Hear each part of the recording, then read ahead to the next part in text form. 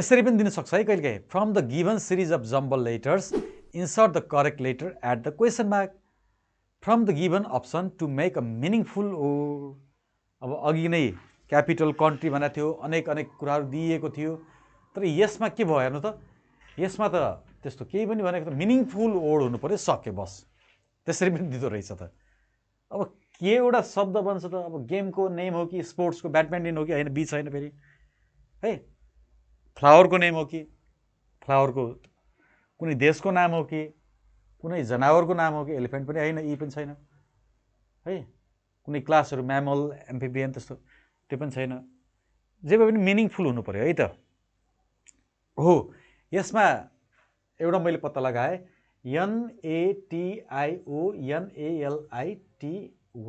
राखिदिएपछि nationality, राष्ट्रियता के रहेछ त, नेसनालिटी। यसको सही उत्तर के रहेछ त, वाइ राखेपछि ट्याक्ट्याक्कै मिल्दो रहेछ एउटा शब्द।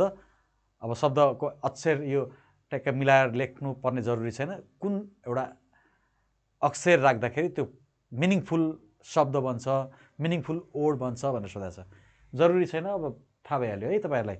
NATIONALITY नेसनालिटीको अक्षर के अरे शब्द तपाईँले याद भयो भने ठिक छ, नभए पनि वाइ राख्दाखेरि मिल्छ भन्ने थाहा भएपछि इट्स मोर देन इनफ है। यस्ता किसिमका प्रश्नहरू पनि आउँछन्। ल अब अर्को हेर्नुहोस् त। नमस्ते, आज फेरि अर्को नयाँ एपिसोडमा म आइसकेको छु तपाईँहरूको माझ।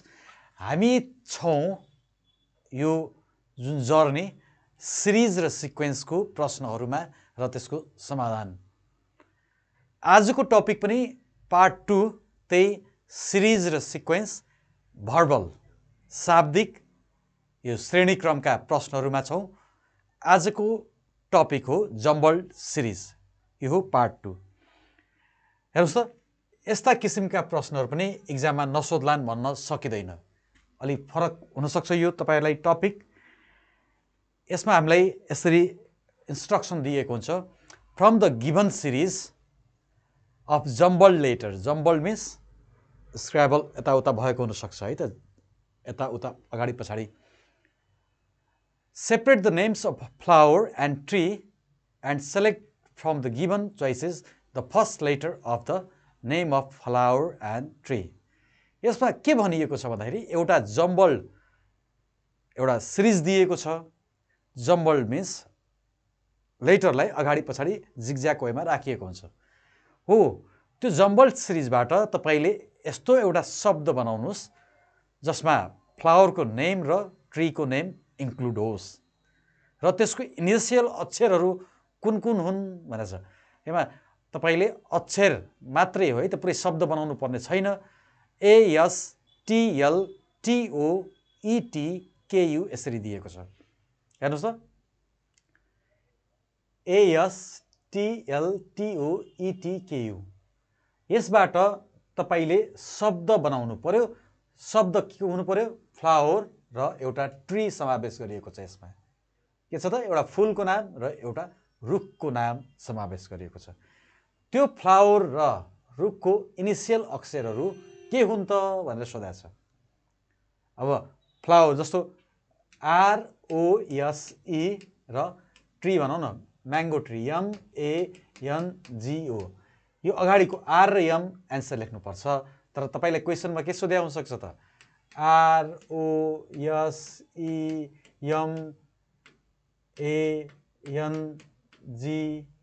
यसरी जिगज्याग वेमा दिएको हुन्छ।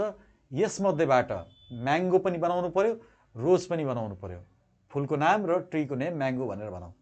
यसरी दिएको प्रश्न यस्तै प्रश्न हो। अब यो जिगज्यागमा जुन दिएको छ यो चोइसमा, यो सिरिजमा, यसमा दुईवटा, एउटा फ्लावर एउटा ट्री भन्दैछ।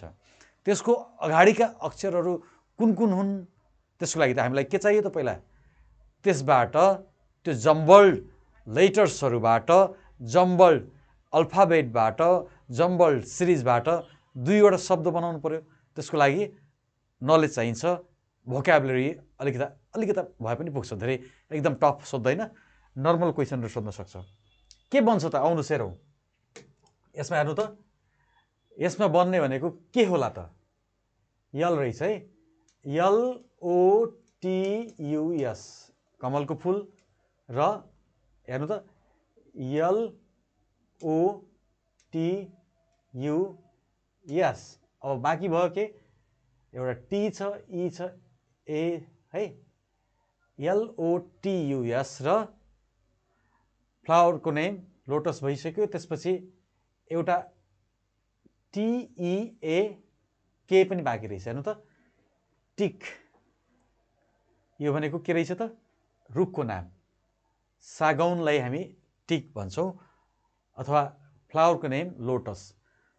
के रहेछ त लोटस र टिक हो, यो सही उत्तर हुन्छ है त। लोटस तपाईँले थाहा छँदैछ, यो रुखलाई हामी सागौन भन्छौँ होइन, टिक प्लाइवुड टिकको भन्छौँ नि, अथवा यो रुखलाई हामी TEAK टिक भन्छौँ है त। ल अर्को प्रश्न पनि त्यस्तै किसिमको छ। हेर्नुहोस् त from the given series of jumbled letter separate the name of capital and country भन्थ्यो। यसरी भन्ने बित्तिकै त तपाईँलाई सजिलो भइहाल्यो। क्यापिटल पनि छ, कन्ट्री पनि छ, राजधानी र देशको नाम दिएको छ। पहिला तपाईँले लेख्नु पर्यो क्यापिटलको नेम, किन क्यापिटल अगाडि दिएछ, क्यापिटल एन्ड करेन्सी र भनेको छ नि त। सो क्यापिटल के हुनसक्छ यो वर्डबाट बन्ने, र त्यो देश कुन हुनसक्छ है। जस्तो के हुनसक्छ त नेपाल काठमाडौँ छ नि, अगाडि पछाडि छ, तर यसबाट बन्छ त नेपाल काठमाडौँ छैन है, KATH छैन, काठमाडौँ होइन।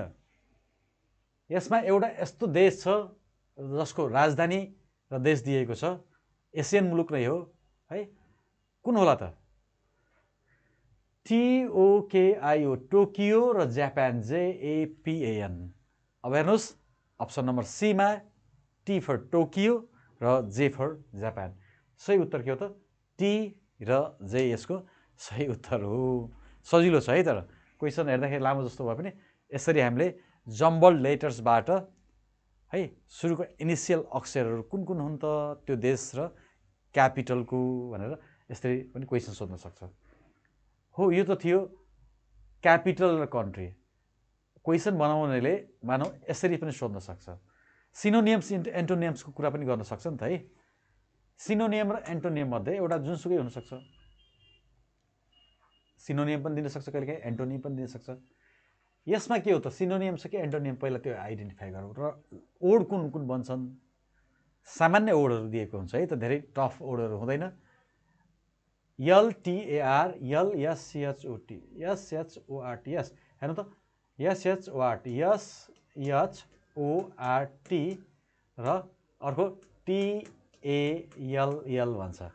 टल र सर्ट कतै छ हेर्नु त, टल सर्ट यस, सजिलो, टल सर्ट, टल सर्ट एन्टोनियम रहेछ नि त होइन, किन एन्टोनियम वाला यो यसरी जम्बल्ड राखिएको यो सिरिजबाट हामीले दुईवटा शब्द यस्तो बनायो, एउटा छ सर्ट, एउटा छ टल हो। यसरी हामी यस्ता प्रश्नहरू जुन जम्बल्ड सिरिज भन्छ त्यो समाधान गर्छौँ है त। सजिलो टपिक छ, त्यस्तो गाह्रो छैन। ल एउटा अर्को क्वेसन पनि गरौँ त यसको है।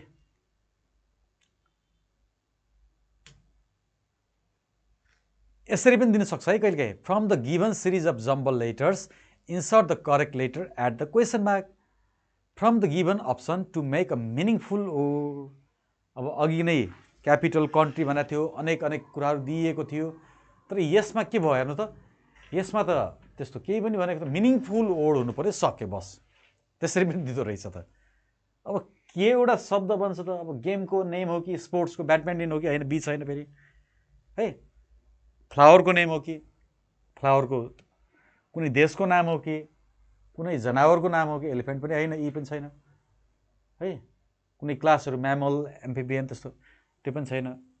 जे भए पनि मिनिङफुल हुनु पर्यो है त। हो यसमा एउटा मैले पत्ता लगाएँ, NATIONALITY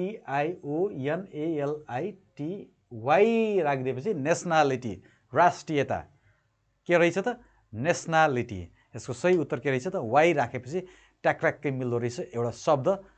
अब शब्दको अक्षर यो ट्याक्क मिलाएर लेख्नु पर्ने जरुरी छैन, कुन एउटा अक्षर राख्दाखेरि त्यो मिनिङफुल शब्द बन्छ, मिनिङफुल वर्ड बन्छ भनेर सोधेको छ, जरुरी छैन। अब थाहा भइहाल्यो है तपाईँहरूलाई। NATIO NALITY नेसनालिटीको अक्षर के अरे शब्द तपाईँले याद भए पनि ठिक छ, नभए पनि वाइ राख्दाखेरि मिल्छ भन्ने थाहा भएपछि इट्स मोर देन इनफ है। यस्ता किसिमका प्रश्नहरू पनि आउँछन्। ल अब अर्को हेर्नुहोस् त, इक्जाममा सोधेको प्रश्न छ है शाखा अधिकृतमा। Which alphabet is required from the option in the question mark to make meaningful or from jumbled alphabet given below. FOORIN अगाडि डी छ, क्वेसन मार्क छ। एउटा कुनै एउटा अक्षर चुनौँ, यसमा क्वेसन मार्कमा राखौँ हैन, त्यो अप्सन राख्दाखेरि मिल्नु पर्यो। के राख्छ? RIN आई हुन्छ, मिलेन। FOOD फुड त मिल्यो है। हेर्नु त कुन शब्द मिल्छ होला, कुन अक्षर राख्दाखेरि है, यसमा कुन अक्षर राख्दाखेरि मिल्छ? DFO, यसमा के राखेर हौ? यस, DRINK एन्ड फुड, अथवा फुड एन्ड ड्रिङ्क भन्ने शब्द मिल्दो रहेछ। यो बन्छ, यसको सही उत्तर के भयो त? के राख्नु पर्ला। यो सोधेको प्रश्न थियो है यो। फुड एन्ड ड्रिङ्क यसको सही अप्सन हो। अप्सन चाहिँ बी, के राख्नु होला है त। ल, food and drink is best option. ल, तपाईँलाई यस्ता जुन टपिकहरू छन् जुन जम्बल लेटरसँग रिलेटेड यसरी पनि सोध्न सक्छ भन्ने मलाई लाग्छ है त। यो बुकहरूमा नभेटिन सक्छ, ध्यान दिनु होला। हेर्नुहोस् त, यस्तै लेखियो, it is the method of recording the image of an object through the action of light. के भन्न खोजेको छ? इट इज अ मेथड रे, एउटा मेथड हो जसले के गर्छ त? इमेज रेकर्डिङको काम गर्छ through the action of light, लाइटको माध्यमबाट। भने चाहिँ यो शब्द जम्बल दिएको छ, यो के हो त? यसलाई फोटोग्राफी भन्छ। यसरी मिलाएर लेख्नुपर्ने हुनसक्छ, त्यही कुरो हो। अब हेर्नु त, it is an art form that came in late 1800s with series photography and the invention of के रहेछ? Celluloid strip film. भनाइको अर्थ के त? CNAEMबाट हामीले बनाउन सक्नु भनेको सिनेमा, सिनेमा रहेछ नि त त्यो।